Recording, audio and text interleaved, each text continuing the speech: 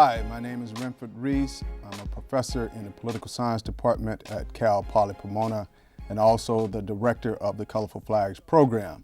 We're here today as a part of the Prison Race series to have a discussion with Luis Garcia, a young man who was once incarcerated but has gone on to get his undergraduate degree in theology from Loyola Marymount University, to get his master's in social work degree from USC, and he is currently working towards his doctorate in higher education at Loyola Marymount.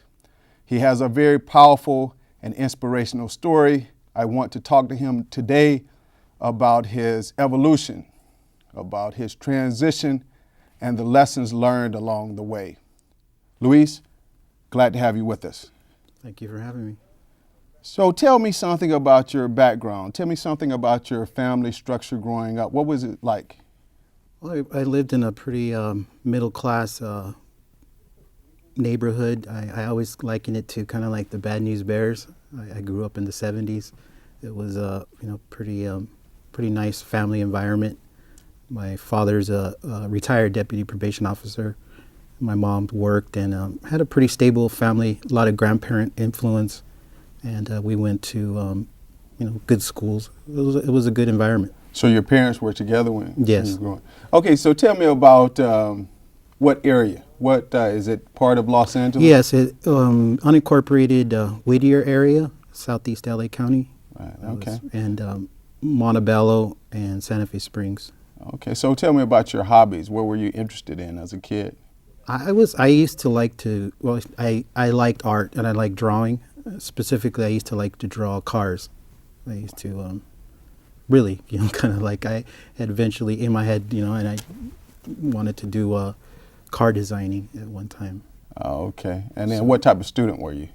I was in elementary school. I was, what was it called? The MGM program. I was in those kind of accelerated kind of programs. I think in the 5th grade, I won an essay that was recognized by the city council, and we got to ride in a parade, and I enjoyed school. So I don't understand what went wrong. How did the wheels come off? Now, Well, you're talking about a strong family background. You're not talking about a family structure that was, or environment that was dysfunctional. You're talking about supportive grandparents, supportive parents. You're talking about going to good schools. You're talking about excelling in school. So how did you wind up being incarcerated? I mean, people want to know. I mean, this doesn't fit the script. So tell me what happened along the way that changed for you. I hit high school. And I think high school with a lot of the, what looking back now was a lot of, normal adolescent issues that were coming up, that were arising, that weren't, just hindsight's always 20. It just wasn't addressed. And a lot of my academic my academic performance started taking a nosedive. I was going to a Catholic private high school at the time, and then kind of like a combination of peer pressure or wanting to fit in with peers, I ended up leaving the private school to go to public school. And then by support of my parents, I had was fortunate to have them purchase a little Vespa scooter for me. That was like I was hanging out with the Vespa kids, and at 16 I had my Vespa, and I was going to public school, and I was starting to have an interest in women and girls and just all that, a lot of stuff that was just coming in, like the self-esteem issues, combination with like a first girlfriend experience. It just, it did not work to my advantage, and basically that was the starting point in that high school era. Okay, so when you say the starting point, so what types of things were you doing? How did you act out? How did this kind of manifest itself? I moved from the scooter stage, the scooter environment, into the car stage, and my parents bought me a car, and that started off a chain of events with hanging out with friends that were partying, and then basically the partying accelerated to getting tickets for suspended license tickets, and then for driving under the influence of alcohol tickets. So it just basically graduated to that within a matter of a couple of years by the time I was 18.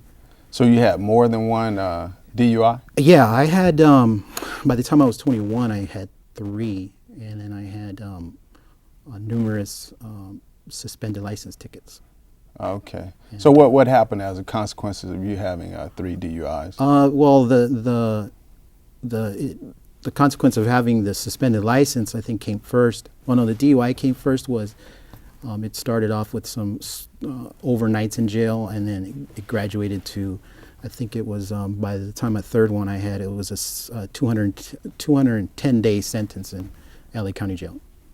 So after your first one and your second one, is it anything going on in your head saying that, hey, I have to change my life? I've been in jail, I've served this time, these days in jail. I'm not on the right path. Did it occur to you? Yeah, it was, I mean, it's obviously there was this, you're not doing the right thing, but then the right thing is that you're just, you're kind of sucked up with the friends and the environment in which you're doing, and you kind of rationalize it and make it say, it's okay, I'll get out of it, I'll fix things up. And it just becomes like this self-perpetuating negative cycle that the only, I guess, intervention was getting incarcerated. So now tell us about your first offense that landed you in prison. It was involving alcohol, and I got into an altercation, and basically I took a plea deal to 3 years for assault deadly weapon. That was my first experience, and I was sentenced to 3 years in state prison, and that was in 1991. Okay. So what was it like? I mean, you're going from this type of stable household environment to prison. What was it like? Where did you go to reception first? I went to Tehachapi at the time for reception, and it was a traumatic experience. Very simply, it was like, I was in the county jail, and I also have a first cousin who was he's a sheriff's deputy. So at the time, I took advantage of having a relationship with having a relative that's in law enforcement and my father. So I went to the special area where they handled relatives of law enforcement. So in the county jail, when you go to state prison, they ask you, do you want to stay, to consider it protective custody? And I was like, no. So I basically, you're dropped into the CDC's way of doing things. So it was it was a wake up. So where did you go from reception? What prison did you go to? I went to across the facility into the 2-yard at Tehachapi. Okay. Now, tell me, what was it like when you went to the 2-yard? I mean, who did you identify with? We know that the prisons in California are segregated based on ethnic background and gang affiliation. You're Latino, so you had to either go with Nuestra Familia, Northern Structure, or Sureños, all the Mexican gangs south of Fresno. So, or you could stay non-affiliated. Who did you decide to basically side with? When you come into reception, at Tehachapi, I could vividly remember the officer, they asking you, what do you consider yourself? And as far as I remember, it was Southern Mexican, white, black, and other. And basically, since I was a Chicano, basically, I considered myself Southern Mexican. Would they give you a choice of Northern Mexican? I can't recall that, but I'm sure it probably was there. But so my question is how did you navigate this, knowing that you were not really affiliated with that population on the outside? You were not in a gang. You were not a hardcore gang member. You were not a part of the border nationalist gangs. So how did you navigate your identity? Basically, by kind of heeding some advice of some guys that I got from conversations I had when I was in county jail about who people had been to straight prison before, and basically saying just be yourself. And then when I got into the environment, interacting with my cellmate, who was a Southsider, and he had done some time before, and pretty much we would talk, and He kind of like was never like a outright, well, you're not from any neighborhood, so you're not one of us. It was more like, as long as you're identifying with that, then it's fine, it's okay. Okay, now you told me earlier that you helped the other inmates with their work, with anything that they needed, dealing with education. Yeah, a lot of guys, they can't. Their writing skills or their just spelling was usually they knew that they couldn't spell or they had problems with it. So a lot of times I'm just there, and I was like, they would ask me, and I would say, sure, here. So they have like in CDC's environment, they have these 602 forms or these appeal forms that an inmate can write. So a lot of times, I would basically help them write it, or if they're writing it, help them, put this word instead of this word, and then they would write it out and then submit it off to it. So do you think that helped protect you in prison? Yes, yeah, it became, because it was that's what I was kind of getting known for. Oh, he's got the smarts, he's able to contribute. Right. So in some ways, the fact that you were able to contribute in this way kind of protected you from, let's say, any violence or any yes. kind of assaults. Yeah. Okay, so then tell me, so you stayed in for 3 years. Okay, so now you get out. What happens when you come out? What's your mindset like? And when do you start to change? Do you change in prison, or do you change when you get out of prison? It's always been something I've always looked back on. And when did the change happen? When it was, coming back to those initial experiences in high school and those before the age of 21 issues. It became like those became the issues that intersected with the criminal justice system. So when I got out this time in '93. It was like I always knew who I was, but now I had these compounded, I was on parole, I was an ex-felon, and I was a high school dropout. And so I always saw myself like from the outside looking in, but I wanted to achieve these different goals. So I would make an effort to achieve these goals, and I was aligned with the job when I got out. I started a community college again, and it basically came to a crossroads again in '95, and that's where I ended up ultimately incarcerated a second time. Okay, so now tell me about the second term, the second stint. Now, what did you go in for the second time?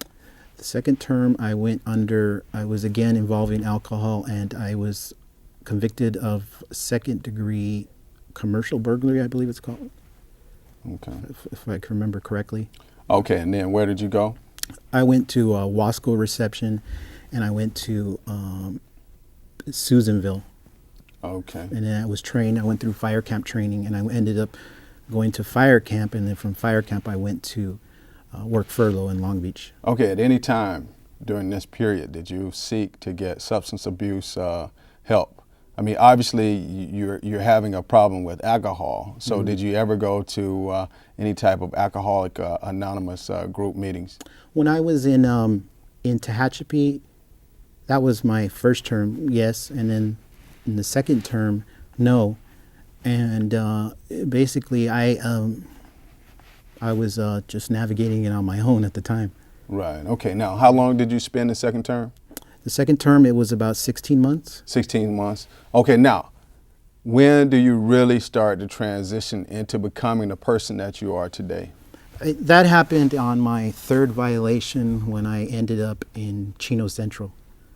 And I was... See, that's not a place you really want to be. I've been to observe Chino Central. Yeah, I was, I was out less than, it maybe had been a little bit more than 90 days.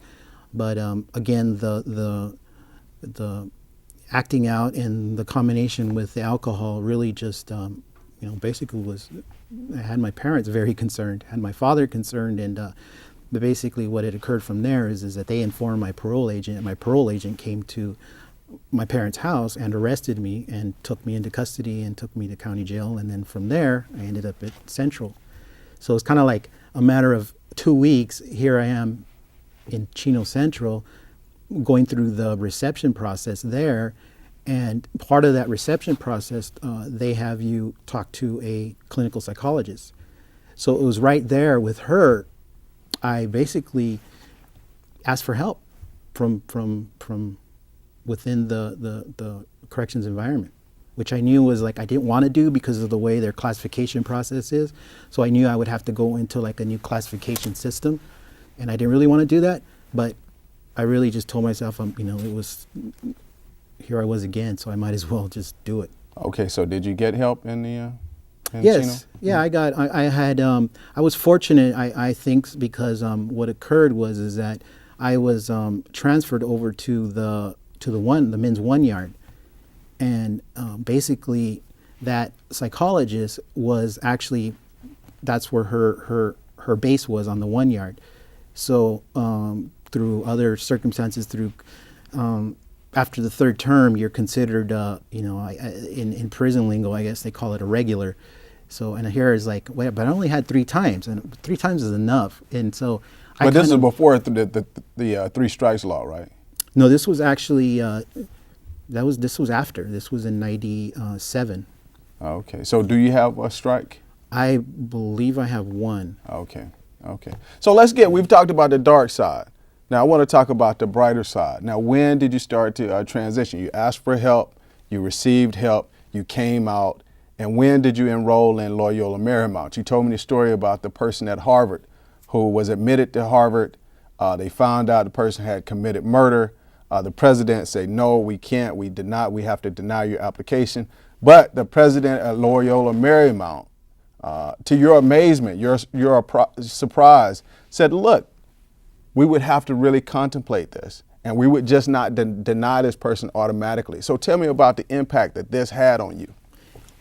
When I was in Chino, a lot of the discussions would go with the psychologist, but then also with the Catholic chaplain there, who was actually completing his PhD in clinical psychology. So I would go speak to him, and I began questioning my own faith in Catholicism, and I carried that out into parole. And what I did was, it's funny because I look back on it, and I went from reading Buckley in the National Review to being introduced to Jesuit spirituality and connecting with the Loyola Institute of Spirituality in Orange, and then receiving some literature, and then I read the literature, and that was kind of set the process to engaging in academic discussions with my community college counselor. And then on his suggestion was, have you thought about Loyola Marymount? And he didn't know about all this old background searching that I was doing. And I remember specifically telling him, you got to be smart to go to that school. And he went online and looked at, they had their yearly welcome, or whatever they call those college days, where they have a thing where they invite people to come to look at the university, and I attended it. And that very same president, I heard him speaking about how the way life is, and how all along the way, you've had these different experiences, but that's all part of the life learning process. And right then and there, I knew this is a school I wanted to come to. So how did you feel when you were accepted? Pretty surreal, because it was, the letter came, I remember it was on a Saturday. The letter came in mid-April, I think it was, and the mail came, and it came in a big envelope, and just like that, you get that.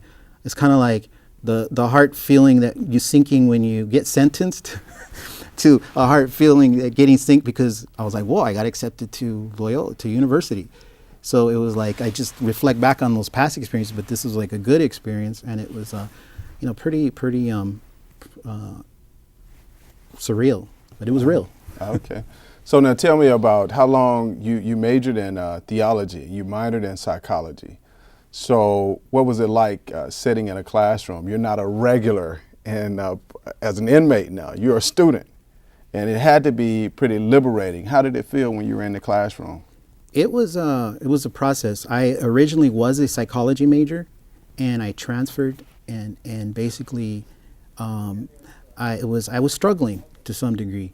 And I had remember meeting with one of the deans, and he had kind of gave me some well, we accepted you into the university. He's like, what's going on, kind of thing, and you have the capabilities.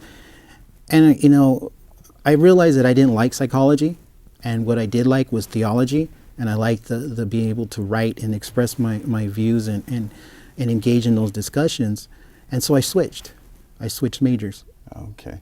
When did you enroll in USC's master's program in social work? I enrolled in the fall of 2001, actually. I started. I went in my spring semester of my senior year there at Loyola. After having some conversations with some faculty members there, one suggested an MSW program, and I really had no idea what an MSW. I actually did not even really like MSWs because I had some experiences with the social workers in the prison system, and so I started reading the literature of what a MSW does, and I was like, well, this sounds like I can align myself with it. So I applied, did the application process, I was accepted, and it was fall of 2001. Okay.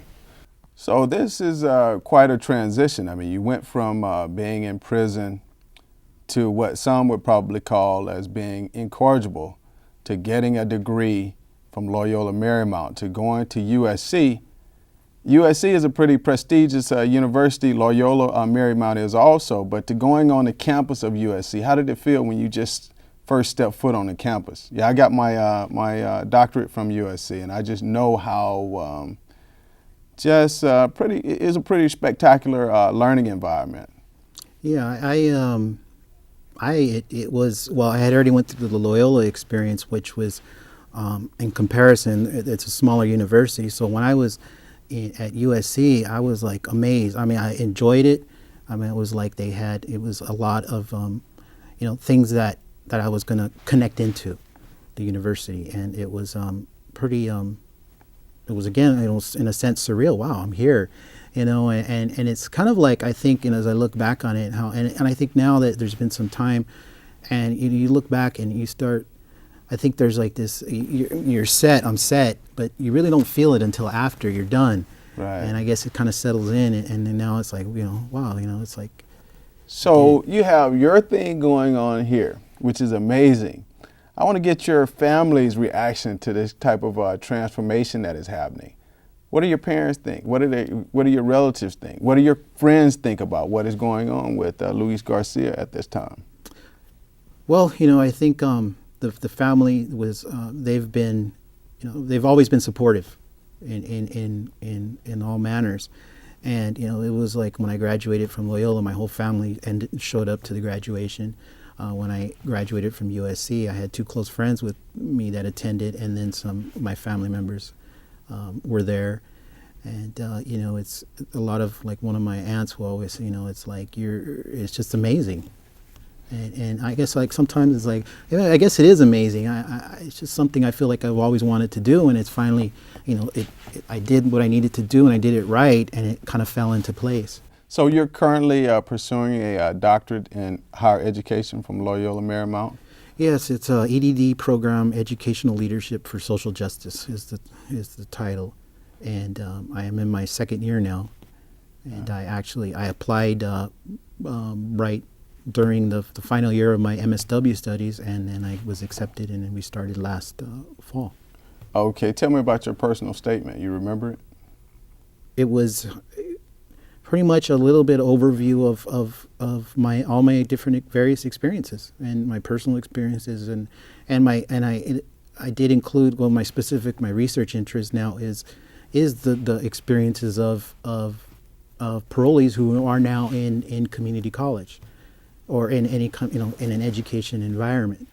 That was what I basically had written, was my research interest, and then from there it was a short. I had to put more of a background in my MSW application as in that personal statement, and this one was much more concise. Well, you seem like an ideal candidate, an expert to really be giving consultation to the governor of California on how we can reform this broken correction system. With each dollar, it is seemingly getting increasingly worse. We're teetering on a $9 billion corrections budget for the state of California. We're laying off teachers. We have built more prisons than we have schools, universities. We pay for the average inmate about $50,000 per year, and that's probably about 10 times the amount that we pay for a K through 12 student. How do you see the state of California, at least, reforming the system? What are the strategies that you envision? I don't expect much, actually. You know, I was, and it's not really to sound cynical, but I was, yesterday I was reviewing one of my books that I've had, and it was written by, I think it was a sociologist, John Irwin. It's called The Fallon. And it is an original, one of these original copies. It's an old copy that I've got somewhere down the line. And I was reading some of the stuff that was occurring back then and to what is now. And, you know, in my own community experiences and working with, or, you know, kind of following the policies. And I think a lot of the stuff, a lot of the big policies and stuff like that are there needs to be some total, I guess, overhaul, I guess is what I'm saying, and what I'm seeing that eventually, you know, trickles down to the parole office and how the parole, which there's a lot of great parole agents, but then the whole culture of the whole department and how that rehabilitation now is in their name, and how does that work its way out into the parole office and giving them, the parole agent, the tools that they need to actually carry out, you know, a rehabilitative focus instead of a, you know, basically compliance. Okay. So tell me about your vision. What do you see yourself doing in about 3 to 5 years? I think I see myself as somewhere being able to contribute a lot of my experiences and in my professional experiences, and now with these academic degrees, contribute to policy, to educating perhaps, you know, the offender, or, you know, basically just being able to be of service, I want to say, that, you know, for the individual that may decide to, you know, follow the path that is available to them as a citizen when they come back into the community. Okay. Luis, I want to thank you for coming in. As I stated in the introduction, you have a powerful story, very inspirational, very dynamic story, and I'm glad to have met you, and I consider you a friend now, and I consider you a person that I will be working with to try to reform the system. Thank you for coming in. Thank you.